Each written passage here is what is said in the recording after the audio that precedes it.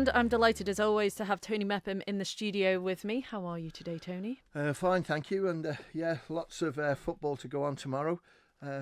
Weather? Yes, please. That's all I care Yeah, about. the weather's really. looking a bit iffy in the morning, but I think we'll be fine because the pitch is, a little bit hard at the moment. So I'm not saying the rain will make any difference to them because it needs a lot of water the way things are. But no, there's a lot of football, more football midweek, and we're going through them nicely. We're losing a few fixtures, which we expected, just with so many games coming on. But things are starting to gather momentum.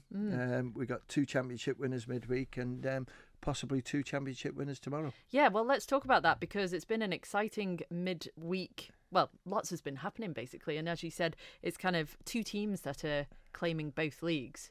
So, and particularly for Corinthians, first time. Yeah, first time. Proud of the boys and Canada Life Premier League. Corinthians, when you look back 3 or 4 years ago, they finished second. Then I think they were fourth. Last year was null and void. And then, this year they're a point away from it with 3 games to go. So well done to them, and it's looking good for for them to win the championship. It's a tough game tomorrow against Moran, but let's talk about midweek when Corinthians beat Ramsey after being 1-0 down.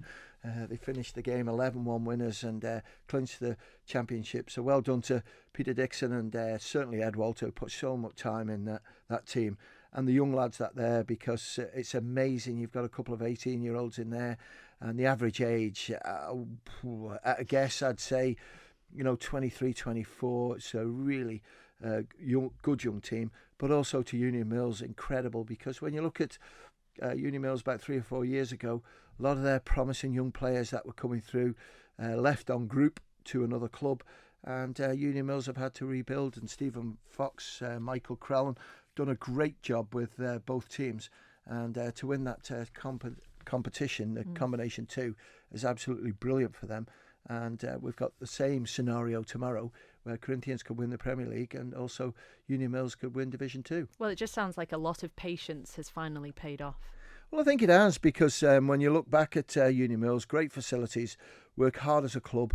You rely on your players sort of staying with you, staying loyal.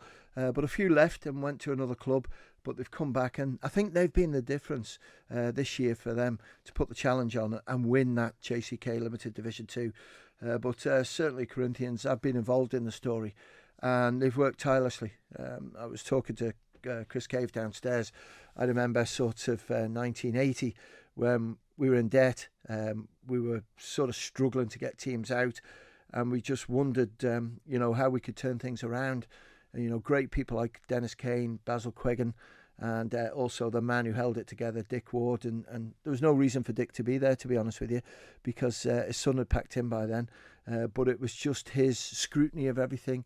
And then the younger people like myself and that, because I'd be about 20 then, were allowed to sort of come in and help. And if you like, they trained us.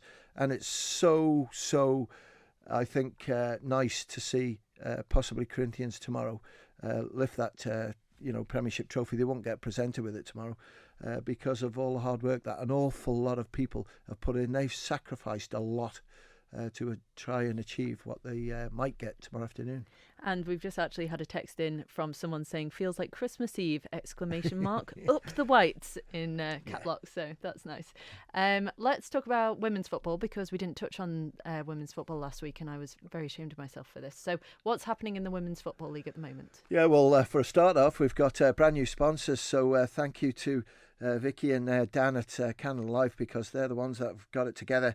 And it's a 3-year deal, and it's basically in control of women's football, which is great. It gives us some money to send the Ireland women team away, and also, when you look at the Floodlit Cup, it's played at the Bowls, a lot of expense there, and with their sort of help, it's absolutely brilliant. But the women's football, I'm hoping, will be sort of finished as it should have been. There'll be the second part of the league grass, which we're on at the moment. The Floodlit Cup's already done. Corinthians have won that one. The FA Cup draw, with your permission, we'll do next week. We'll do a couple of other draws. Thank you. We'll do some other draws as well. And that's the plan, was to try and get the league programme finished by the end of May, men and women, which we're close to. But then in June, we'll play the cup competitions, which is, and the dates will be out very shortly, is the Women's FA Cup. We'll have the Men's FA Cup, which we've done the prelim draw, the ECAP FA Cup. Then we'll have the Ascot Hotel Junior Cup. And then we just couldn't get the Woods Cup in, so we'll go for the Paul Henry. So a lot of football to play in June, but cup competitions, if you go well, it can go a long time. If you don't do so well, you go out very quickly. It's so exciting stuff. It gives them a rest.